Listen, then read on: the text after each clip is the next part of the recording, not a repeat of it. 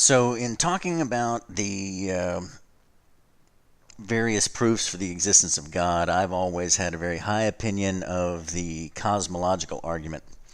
I figure if God's going to call himself he who causes to be, then causing to be probably has something to do with how we can define and demonstrate the existence of God. So, that said, I consistently get a particular video sent to me or linked to me in various chat groups and social media websites that I talk to people on by this YouTuber on this channel called Rationality Rules. It's a short 8-minute video, and it claims to debunk the Kalam Cosmological Argument. The Kalam Cosmological Argument is a particular form of the cosmological argument. The cosmological argument is a family of arguments that all deal with the fact that things have to be caused to be in general. It's an argument from causation. And the Kalam argument is one that was developed by Muslims in the Middle Ages or late Dark Ages, early Middle Ages, however you want to slice it. That is a particular expression or formulation of the cosmological argument that this guy wants to attack. He'll actually do a lot of explaining about the cosmological argument in his little video. And what I thought that I would do is to just go ahead and show the video and then intersperse some commentary on his commentary.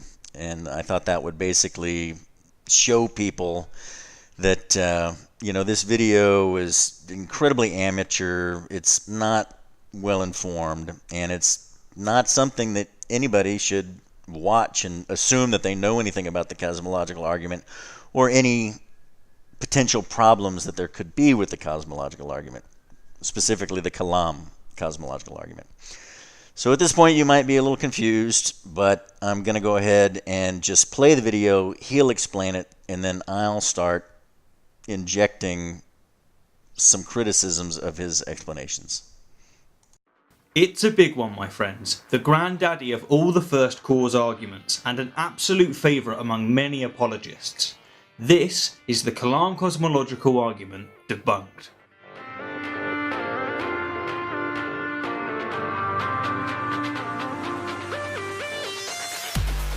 The history of cosmological arguments, or first cause arguments, stretches back to Aristotle and beyond, where they were used to prove the existence of gods such as Zeus. However, they received considerable development during early Christianity, and then again between the 9th and 12th centuries by Islamic theologians, and it was during this time that the Kalam cosmological argument was first created. The argument goes as follows. Whatever begins to exist has a cause. The universe began to exist. Therefore, the universe has a cause.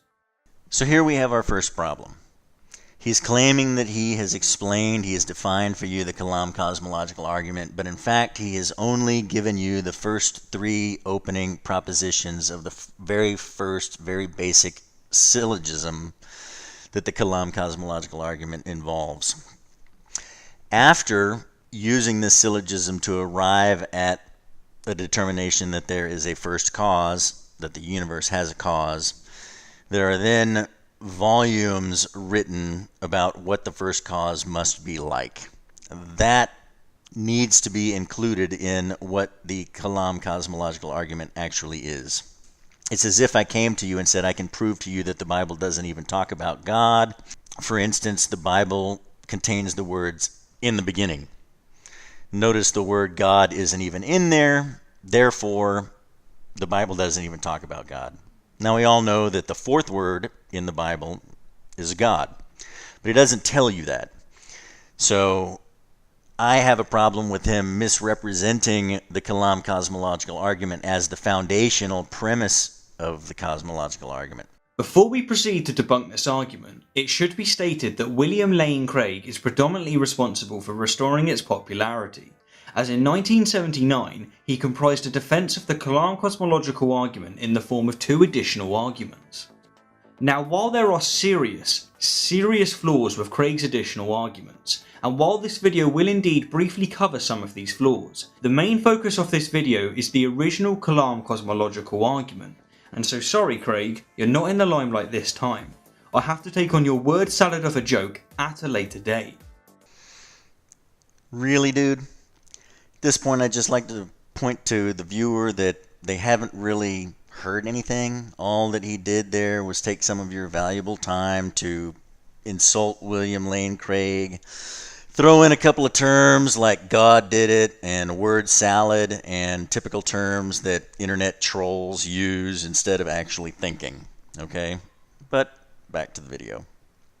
So, to get straight into the thick of it, the first point to be raised, in my opinion, is that even if we accept the Kalam cosmological argument in its entirety, all it would prove is that there was a cause of the universe, and that's it. It doesn't even suggest, let alone prove, that this cause was a being. And it certainly doesn't suggest that this cause was a being that is eternal, omnipotent, omniscient, omnipresent, omnibenevolent, personal and moral. That is one hell of a leap. So this goes precisely to what I was saying earlier. Yes, it would be quite a leap if the cosmological argument were only what you were saying it was. However, the cosmological argument, or what this guy was saying it was, but the cosmological argument actually goes to great length to describe how only an eternal, omnipotent, yada yada yada being could actually be that first cause, and he doesn't address any of it, and therefore he's calling the argument flawed because it doesn't cover what he wants it to cover. It's a straw man. He's making the cosmological argument into what a fraction of the cosmological argument actually is, and then saying it doesn't accomplish anything. I mean, bravo, but, please. Hence, even if accepted, the argument doesn't remotely support theism. A second problem that arises even if we accept the argument is that while it would prove that the universe had a cause, it wouldn't prove that this cause itself was without a cause. Or in other words, it wouldn't prove that a first cause existed, which for a first cause argument is pretty damn ridiculous. To be fair, the proponents of this argument do indeed offer additional arguments in the attempt to assert that the cause of the universe must be without a cause, but the point I'm trying to make here and now is that the Kalam cosmological argument, by itself, is pretty damn trivial, and hence, the proponents of this argument almost always employ additional arguments to reach their conclusions, including the likes of Craig. So with this, I'd like to make a couple of points. The first one, once again, but with this time, he's actually admitting that there are additional arguments that people use in order to support the cosmological argument, which he says doesn't do anything on its own. But those additional arguments that he's talking about, they're actually in the cosmological argument. They're a part of the cosmological argument. So I guess I'm beating a dead horse here by saying it, but I'd like to point out that he actually admitted here that there's a whole lot more to this, so that basically what he's critiquing was never meant to stand on its own. You can't say the cosmological argument is inadequate, but necessarily or always followed by a bunch of other stuff. That doesn't make any sense. That other stuff is actually part of the argument. But I didn't want to talk about that too much. I just wanted to point out that he made the admission. What I did want to mention was that he haphazardly throws in there that the cosmological argument doesn't prove that the cause of the universe is the first cause. That's completely fallacious. It does. The Kalam cosmological argument is based on the fundamental concept of a beginning. And if you say that there was something before the beginning or caused the beginning, then whatever that was then becomes the beginning. And what was the beginning is not the beginning anymore. And so therefore, we're not talking about this cause. We're talking about the one that's prior to that. We're talking about the actual first one. So the argument actually does talk about the first cause. It doesn't talk simply about the cause of the universe. This will become a little bit clearer later as I critique some of his understanding of what we mean by the universe. So far, we've just scratched the surface of this argument, and yet we've already demonstrated that even if it was valid, it wouldn't prove that a first cause existed, and it certainly wouldn't indicate that the cause of the universe was the Abrahamic God. However, in an effort not to bore you, let's now move on from the starter and get to the main meal, the logical flaws within the argument. Yes, please, let's do that. Now that we have identified that he has selectively ignored everything except the first 3 sentences of the argument, let's take a deeper look finally. Thank you. One of the most critical flaws with this argument, and one that isn't always recognised, is that it commits a subtle but devastating equivocation fallacy. It does this because the argument switches between 2 different definitions of the universe throughout its premises in order to achieve its conclusion. During premise 2, the argument uses a scientific definition of the universe, that being all matter, space and time. But during premise 3, it uses a colloquial and/or theological definition of the universe, that being everything that exists, everything that has existed, and everything that will exist. No, dude, actually, it doesn't. This Kalam Cosmological Argument was formulated by Muslims who didn't know anything about the Big Bang. They didn't know anything about the space-time continuum. They didn't define things like his first definition at all.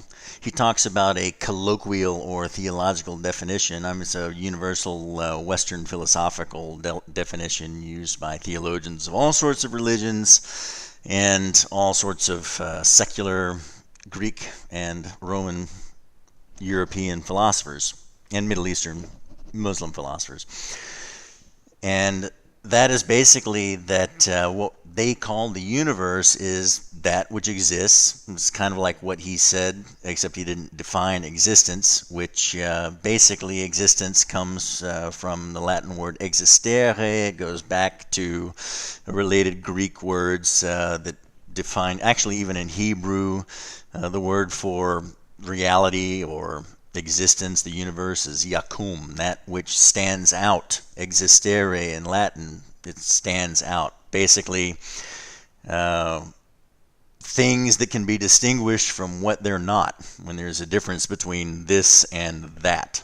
This sort of thing is actually required for causation. You have to have a thing that is different from something else that causes that something else, and so on and so forth. That entire process, that entire state of affairs, things that appear and are distinguished from what they aren't, from other things. That's the only definition that has ever been used in all of the cosmological arguments, and specifically the Kalam one. And his idea of switching definitions or utilizing some kind of, I don't know where he got it from, it's the first I've heard of it. I can't really offer too much explanation about why he would say that, but it's simply not true. The key difference here being that when we say that the universe began to exist using the scientific definition of the universe, what we are saying is that all matter, and by extension all of space and time, began to exist in the way it does now. What we are not saying is that absolutely everything came into being from absolutely nothing. But when we say that the universe began to exist using the colloquial definition of the universe, we are indeed saying that absolutely everything came into being from absolutely nothing. The idea that the cosmological argument, that any cosmological argument tries to say that something came from nothing, is absolutely the most ludicrous injection I have ever heard. There is a law of causation that nothing cannot cause something because a cause is something. The entire cosmological argument rests upon there must be a first cause, and that first cause must be self-existing or eternal. That is, nothing caused it. The entire cosmological argument stands to refute the idea that everything can just spring out of nothing. Now, what you'll find in this section that's going to follow is he's going to try and inject an entirely separate and different conversation. That is, the idea of creation ex nihilo, or creation out of nothing, versus creation ex materia, that is, creation out of pre-existing materials. It's a completely different philosophical conversation, and it relies on an utterly different concept of what nothing is.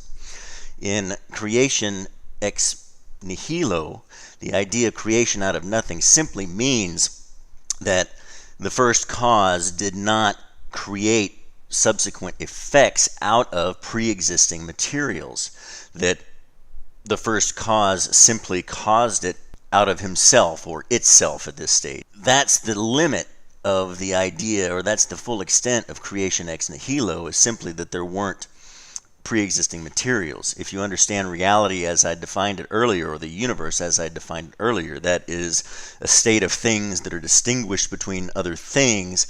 What it means, what creation ex nihilo means, is that there were no other things that the first cause utilized that were separate from and distinct from the first cause that it utilized in order to cause everything.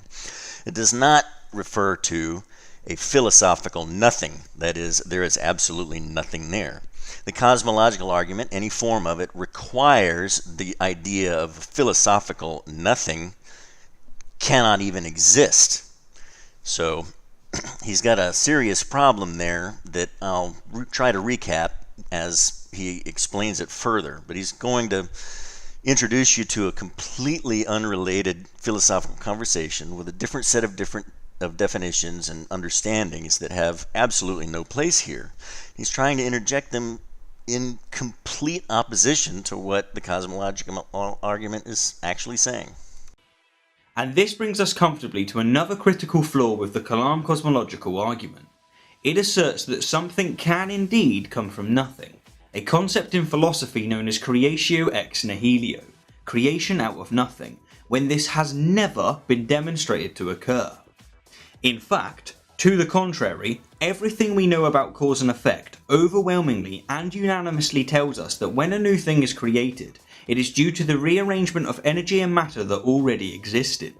That is, everything is the result of creatio ex materia, creation out of material. The truth is that we have no evidence whatsoever to suggest that the universe, as defined by science, was created from absolutely nothing. And hence, the extraordinary claim that something can come from nothing requires extraordinary evidence. And yet the best response the proponents of this argument have offered so far is the assertion that absolutely everything began to exist at the Big Bang, which again simply isn't what the evidence suggests. So hopefully you got what I was saying earlier, that he's actually talking about a completely different argument, creation ex nihilo versus creation ex materia. That argument does not apply to this conversation. It does not apply to the cosmological argument at all. It's simply a discussion about whether things that are arranged were arranged solely out of pre-existing material or not. That's it. He makes a statement in there that we observe that everything that was created out of pre-existing material, but that's demonstrably false. Time was not created out of rearranging matter. So in this conversation, we're talking about something completely different. We're talking about time and space and everything.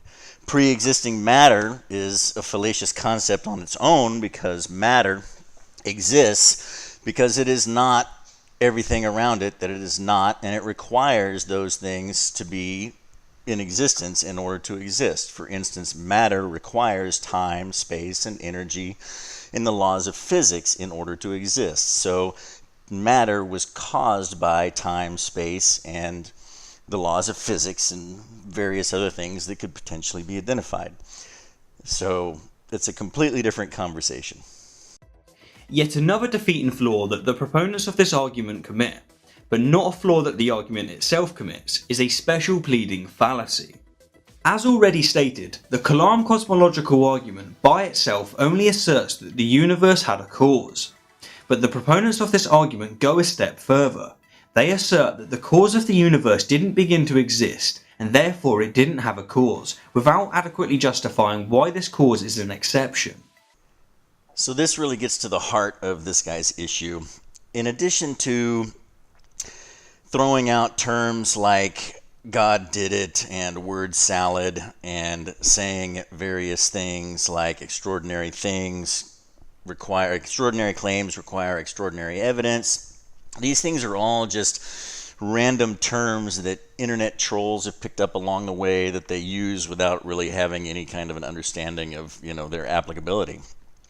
So here he's using the special pleading fallacy. He's bringing up the special pleading fallacy. And the reason he's doing that is because he's read on various websites that the cosmological argument involves special pleading, and so he's going to talk about it. However, he has no earthly idea what the special pleading fallacy is. So the special pleading fallacy is not simply not offering justification. The special pleading fallacy is actually making a claim or an assertion later in an argument that contradicts something that's asserted at the beginning or earlier in the argument. So then, if I had said everything has a cause at one point, but God does not have a cause at another point, then I am contradicting myself. So I am making a special pleading. I am saying that God is an exception to a rule that I previously made that should apply to everything. Now, the cosmological argument doesn't say that.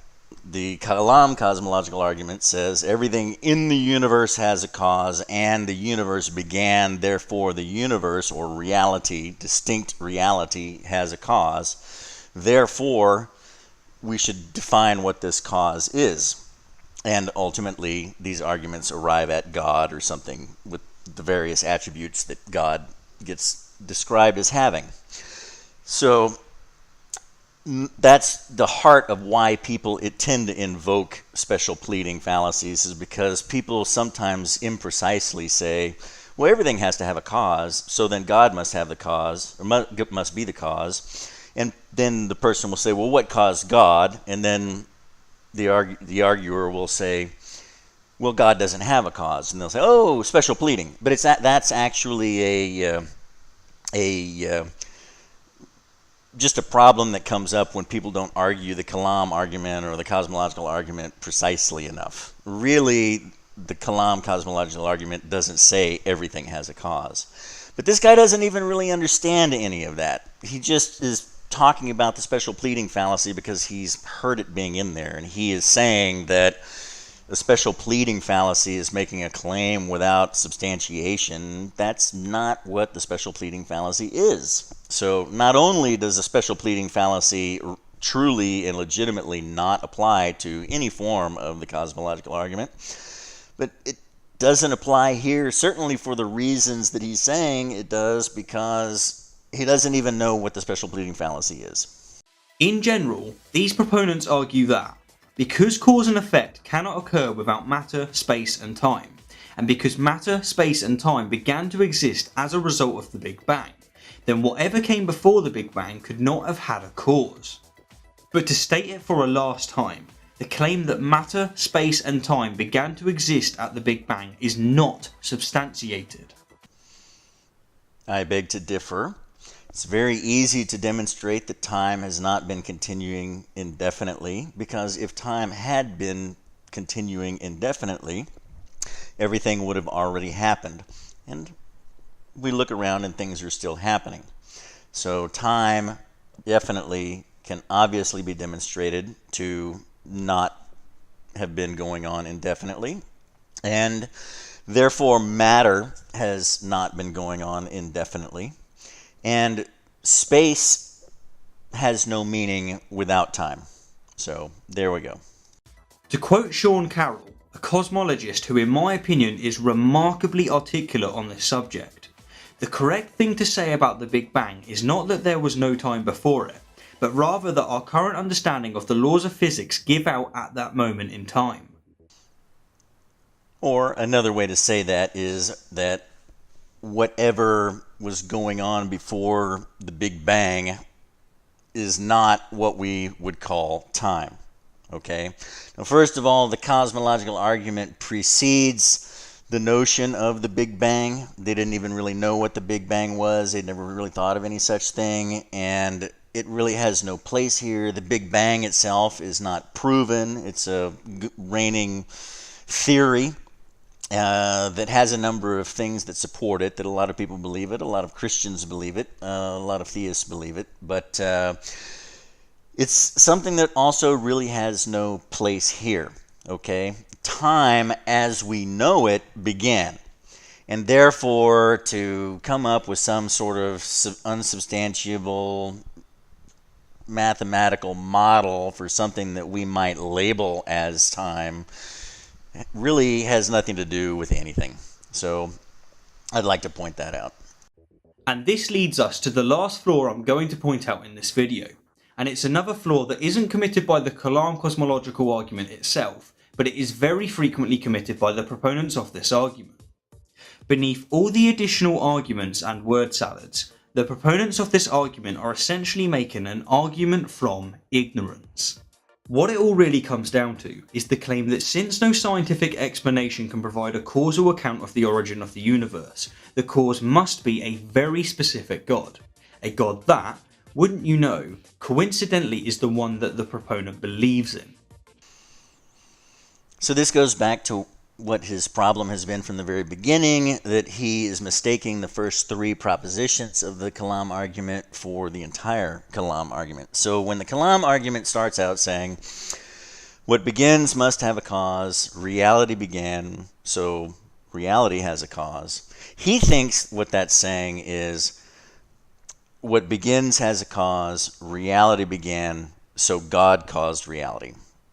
But that's not what the argument is. So in order for him to really have any leg to stand on, first of all, he's going to have to learn a little bit more about the Kalam argument other than what he has read on Wikipedia.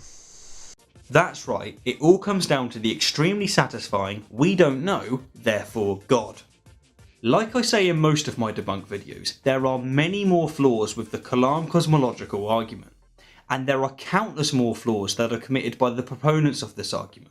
But to recap just the few we've risen here, the Kalam cosmological argument is trivial and or useless because, even if accepted, it doesn't support theism, and, even if accepted, it doesn't suggest that a first cause existed.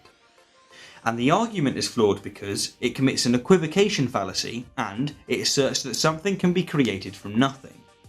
And the proponents of the Kalam cosmological argument also frequently commit a special pleading fallacy and an argument from ignorance. The Kalam cosmological argument is either a sound argument that is trivial and relatively useless, or it's a grotesquely flawed argument that requires additional flawed arguments to reach a monotheistic conclusion. Anyhow, as always, thank you kindly for the view, and I'll leave you with this overwhelmingly powerful argument to consider. Whatever channel begins to exist has subscribers. This channel began to exist. Therefore, this channel has subscribers, and it loves them dearly. All 293 of you. Thanks guys. So unlike him, I don't think I'm going to do a full recap on everything. I tend to be a little bit verbose and long, so I'll just say that the guy's problem is he doesn't know what the cosmological argument really is. If you stop with the first sentence of the argument, or the first three in this case, you're not actually dealing with what's really there. He is adding separate superfluous definitions, such as multiple definitions of the universe. He's trying to add multiple definitions of time because certain people, physicists, talk about various mathematical models of time. He is introducing problematic logical criticisms like special pleading fallacies and false equivalent fallacies. He's basically just checking some stuff out on YouTube and Wikipedia, getting an idea and throwing it all there. He's probably never read a book on the cosmological argument, any form of it. He's the definition of what we would call an amateur, and unfortunately, in his case, he is getting everything wrong. So when you actually want to know about the cosmological argument, try and find a source from somebody who knows what it is and actually deals with the argument and doesn't just superfluously throw in terms like word salad and therefore God did it and whatever. Therefore God. It's really the most ridiculous video I've seen in a while, and I get it a lot of the time. So just so you know that theists, when they argue this sort of stuff, when they go into these boards, we've actually done our homework. We've heard certain things before. And when you send us stuff like this, it doesn't create a good impression for you. We don't think of you as somebody who really knows what they're talking about. And I'll just leave you with that.